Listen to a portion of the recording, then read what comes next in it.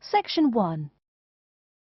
You will hear a conversation between a staff member from Gaia's Guardians and a man who wants to do something to protect the environment.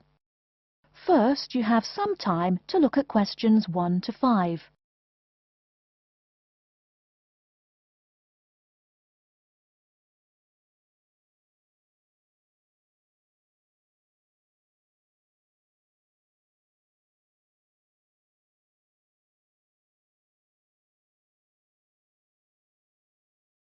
You will see that there is an example which has been done for you. On this occasion only, the conversation relating to this will be played first. Hello, how may I help you? Well, I've been seeing these yellow boxes in front of a lot of houses in my neighborhood. Just wondered what they were for. I noticed your phone number on all of them, so I called. Could you tell me about your business? We do recycling, but we're not a business. Gaia's Guardians is a non-profit group. We encourage recycling as a way of protecting the environment. The woman says that they encourage recycling as a way of protecting the environment. So, recycling has been written in the space. Now we shall begin. You should answer the questions as you listen, because you will not hear the recording a second time. Listen carefully and answer questions 1 to 5. Hello, how may I help you? Well, I've been seeing these yellow boxes in front of a lot of houses in my neighborhood. Just wondered what they were for. I noticed your phone number on all of them, so I called. Could you tell me about your business? We do recycling, but we're not a business. Gaia's Guardians is a non-profit group. We encourage recycling as a way of protecting the environment. I don't know.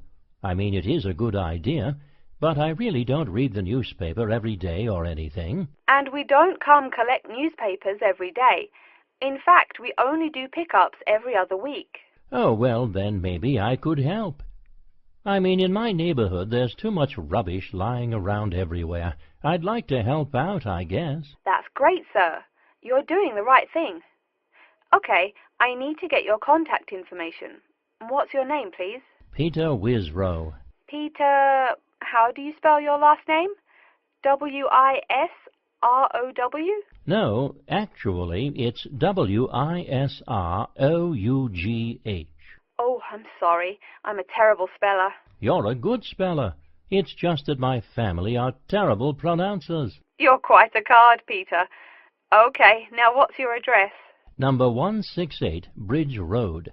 That's here in London. How about if I have any questions? I'm sending you a copy of our booklet too. The booklet has our phone number and our email address, helpline@blackcat.com. That's HELPLINE at BLACKCAT.com. But I nearly forgot to ask, what's your postcode? BS97PU. PS97BU? No, that's B as in boy, S97P as in Peter, U. Before you hear the rest of the conversation, you have some time to look at questions 6 to 10.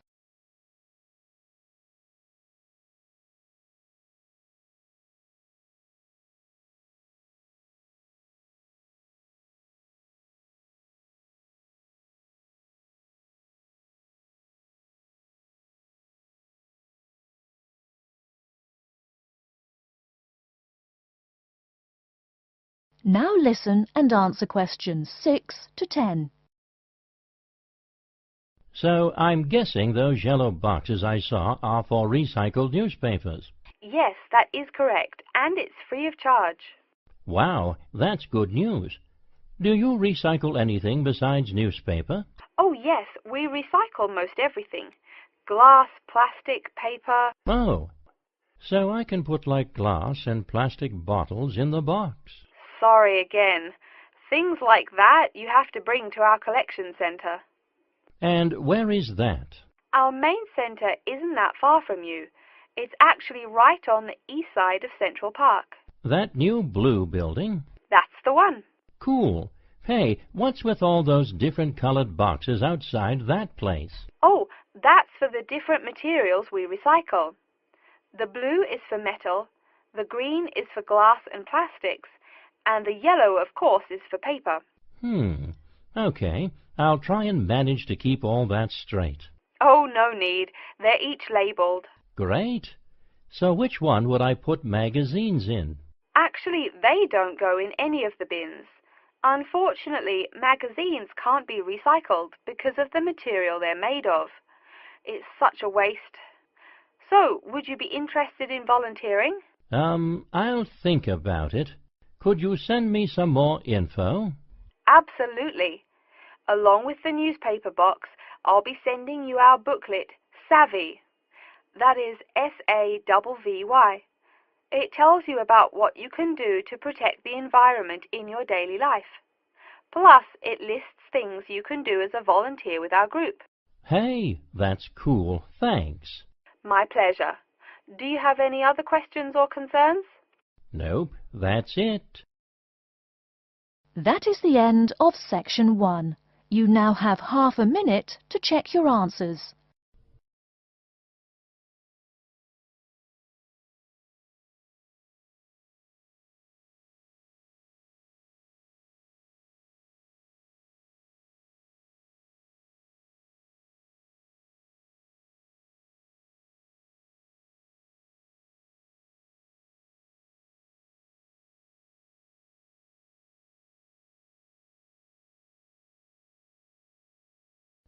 Now turn to Section 2. Section 2. You'll hear an introduction about how to make a resume and apply for a job. First, you have some time to look at questions 11 to 17.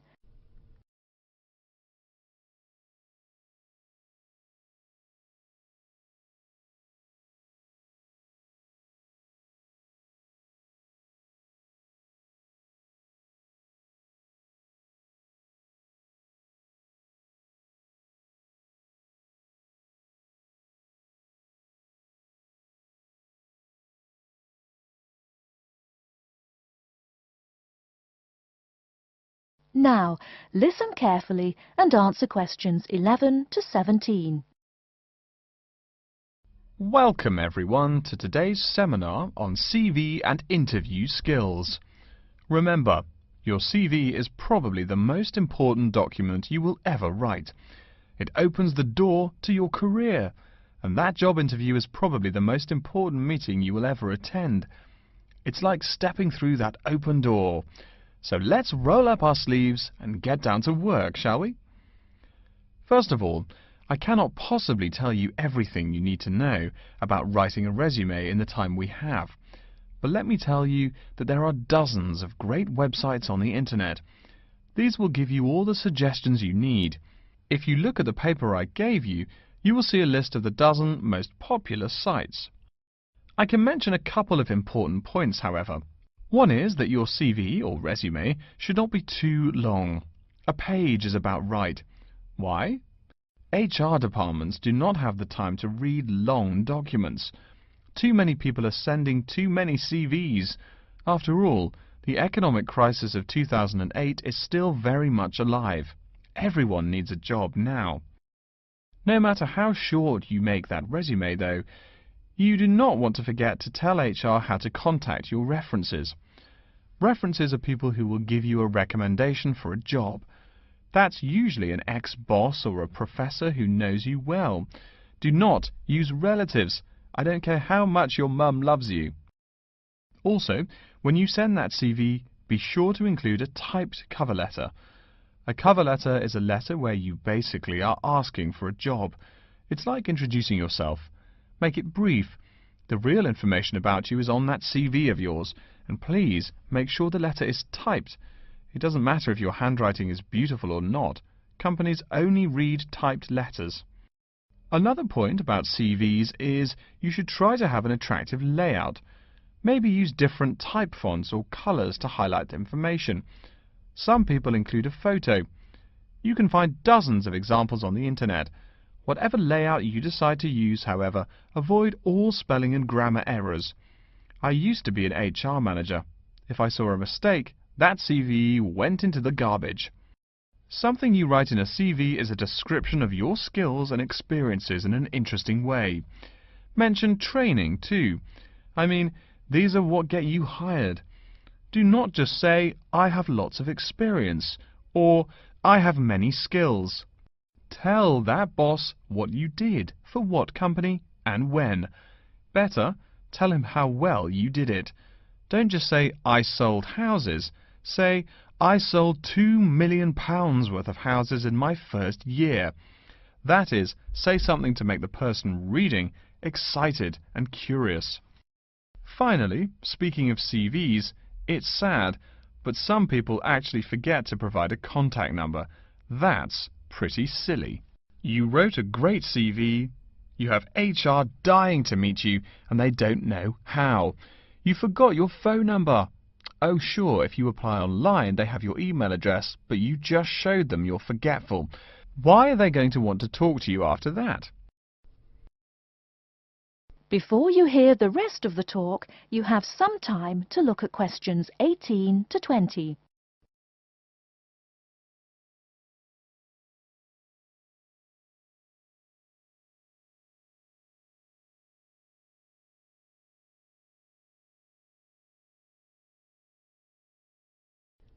Now listen and answer questions 18 to 20. Alright, moving on to the actual interview. I'll go over what you need to know by the end of it, and what you can discuss and negotiate on later once it looks like you'll be offered the job. First, there's working hours. It's not that necessary to hammer out the hours off the bat, especially since it's easy to come off as lazy when the first thing you bring up is how much you're going to have to work. You can also find out more about possible promotions later on. It is important, however, to get a feel for how much you'll be paid. You should make sure the salary range is commensurate with what you're worth, and if you're not, you can move on to better opportunities. Being sure you're going to make what you want to live on is much more important than issues like your pension. You're all so young that your pension is not going to matter for quite a long time. You should find out about what skills you must know for the job and what they'll teach you. In addition, if the company will provide training, you should find out how long the training period is and whether it is paid. Beware of any jobs that want you to train for a long time without appropriate compensation. Speaking of compensation, find out about holidays as well. Do you get paid vacation time? Are you allowed to take personal days? Do you have to work on national holidays? Once you work out these main issues, you can move on later to details like the location and expected attire and whatnot. Wow, that's a lot of information. Let's take a break so you can think everything over and ask any questions you may have. Don't hesitate to come and see me if you need any clarification on all this stuff. That is the end of section 2. You now have half a minute to check your answers.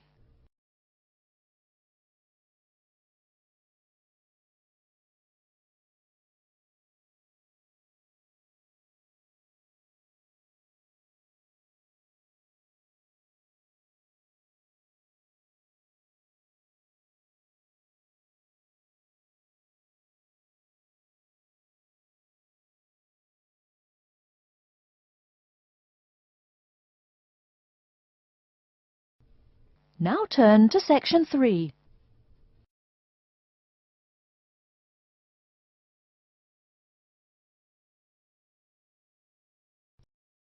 Section 3. You will hear a man called Frank talking to Dr. Lindsay about what he should study if and when he returns for further classes. First, you have some time to look at questions 21 to 25.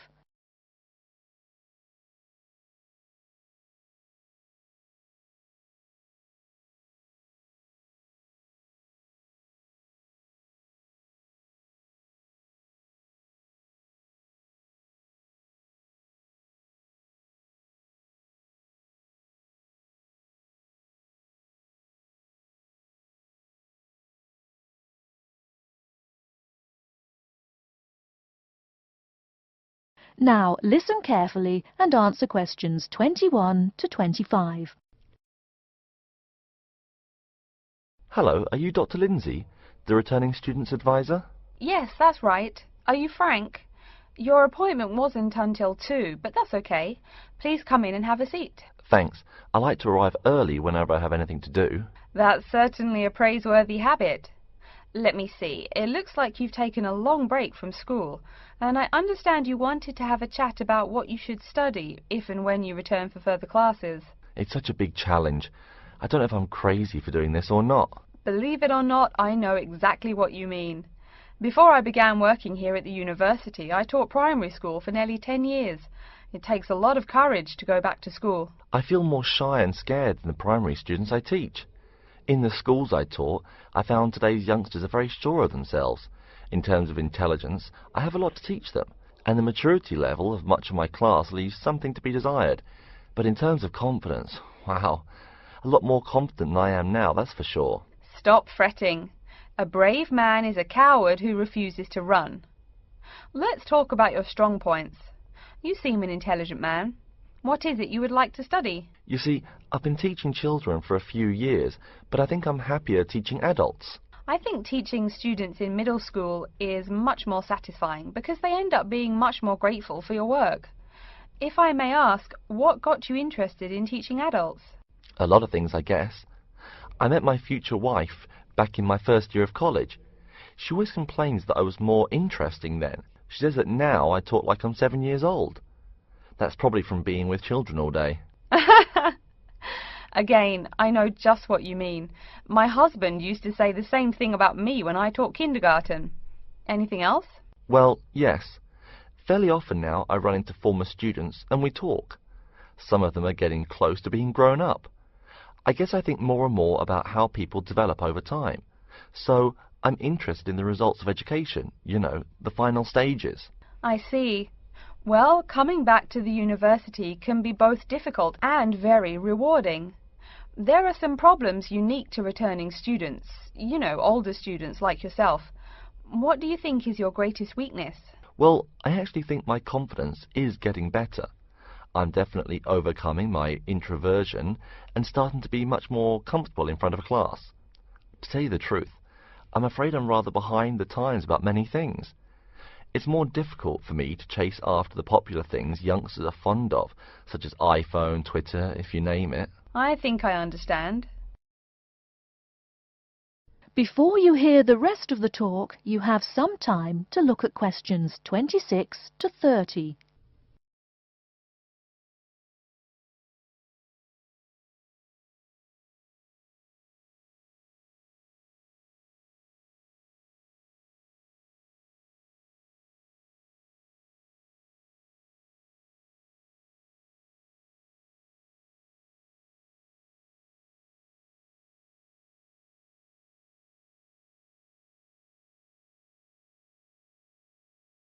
Now listen and answer questions 26 to 30.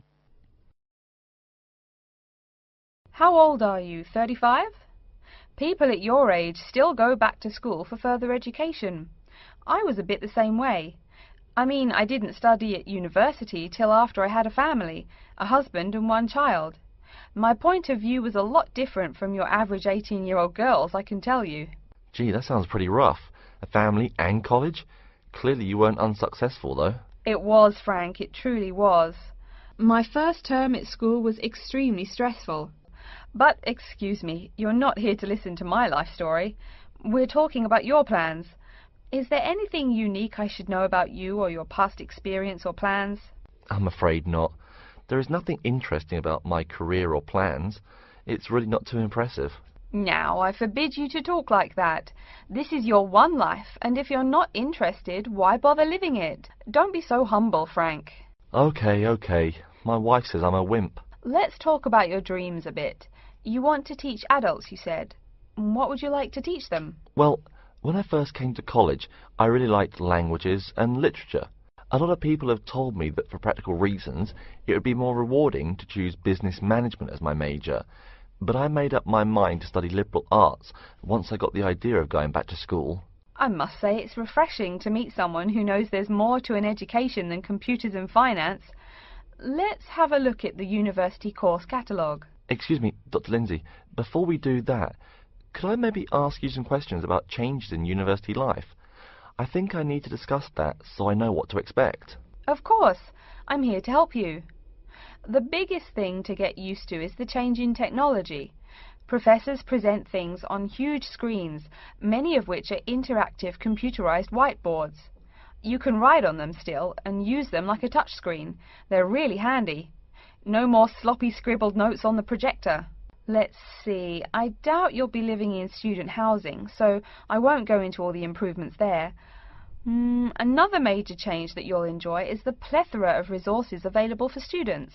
As a student, you have 24-hour access to the gym and library privileges that include the use of school computers to scan, copy and print, and of course the media library, which contains movies from all genres and most of the movies listed on AFI's top 100 movies of all time. The dining facilities are also not what they used to be. They offer choices for all diets, and you can expect a hot meal any time of day. Wow, things really have changed. I'll be sure to utilize all those great facilities in my time here. Thanks for all your help, Dr. Lindsay. I think that's all the questions I have for now. That is the end of section 3. You now have half a minute to check your answers.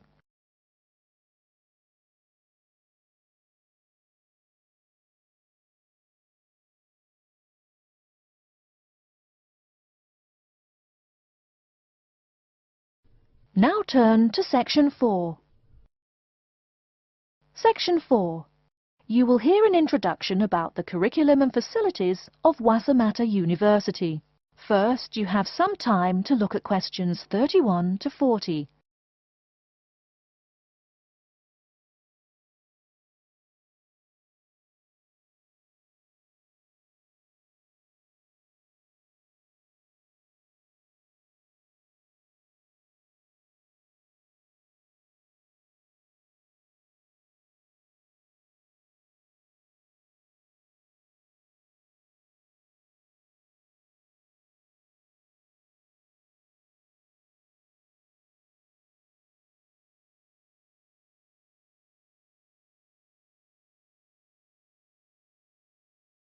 Now listen carefully and answer questions 31 to 40. Okay, and welcome back. During the short break we just took, several of you approached me with questions. So before going on with the orientation talk, I'd like to address those queries. As I found, if one person asks a question, probably a dozen others are wondering about the same thing.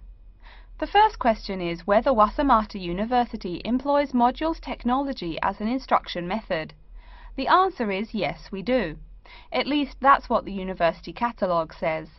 If some of you don't understand what modules technology is, don't worry. I googled the word but couldn't find it.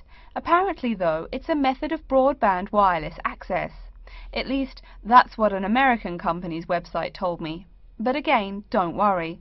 If you need to know something more, your professor can tell you. Another question someone asked me was what tomorrow's workshop on research methods and skills was about.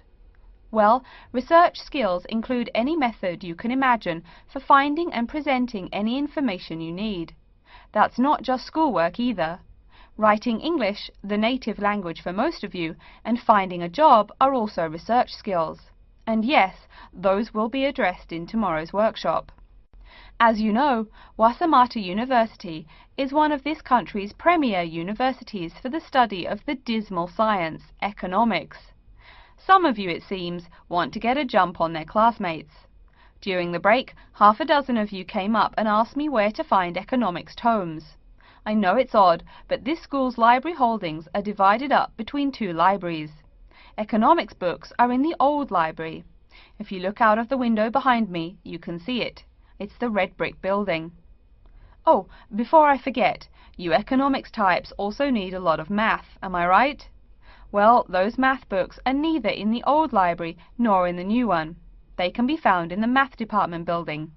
Why am I telling you this? Doesn't the invisible hand guide economists?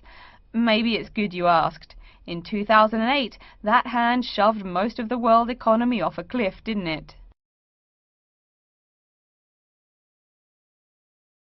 Now, I realize that most of you couldn't bring a computer printer or a photocopier from home. So I'm sure you're already wondering where you can copy things like term papers, internet articles, and things like that. I have some good news and some bad news. The good news is that there are a number of places you can make copies. These include both libraries and the Student Union building.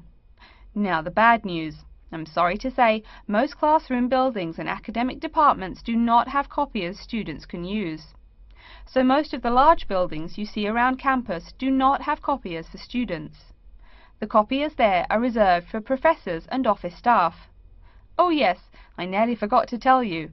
If you need to have printing done, all the copiers available to students are laser printers. Plus, for your convenience, you can pay using prepaid cards. You can get those in the Student Union building. That just covers the questions put to me.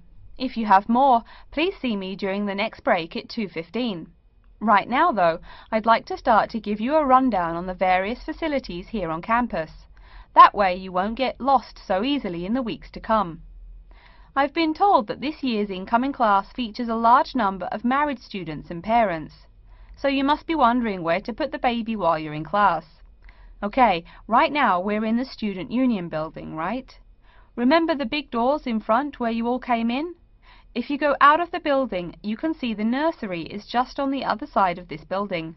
It's only about 20 meters away. Convenient, eh? Next, we're all from different places around the country. Some of you are from other countries.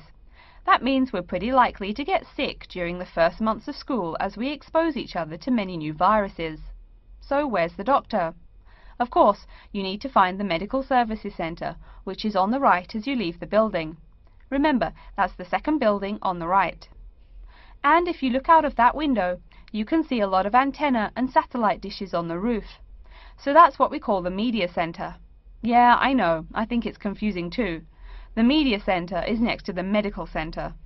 The chairwoman of the journalism school on the first floor doesn't like it when people who wander in there mistake her for a nurse. Chances are you'll have at least one math class while you're here. That red building there, just outside to the left, is the math department building. I know, it looks about as old as the subject of math, but I assure you that the inside is equipped with state-of-the-art classroom equipment, including interactive chalkboards and surround sound in every room. Oh, can you see the back building there? Yes, behind the Media Centre. Quite new, isn't it? That's the new library, just decorated. They're back to back, you might say. If you look just to the left of it at the lower, older-looking building, you'll find the old library. It's nice and quiet, perfect for those marathon study sessions during exam week. Since the weather is so nice, why don't we stop looking at our maps, but go for a walk around the campus? That is the end of Section 4. You now have half a minute to check your answers.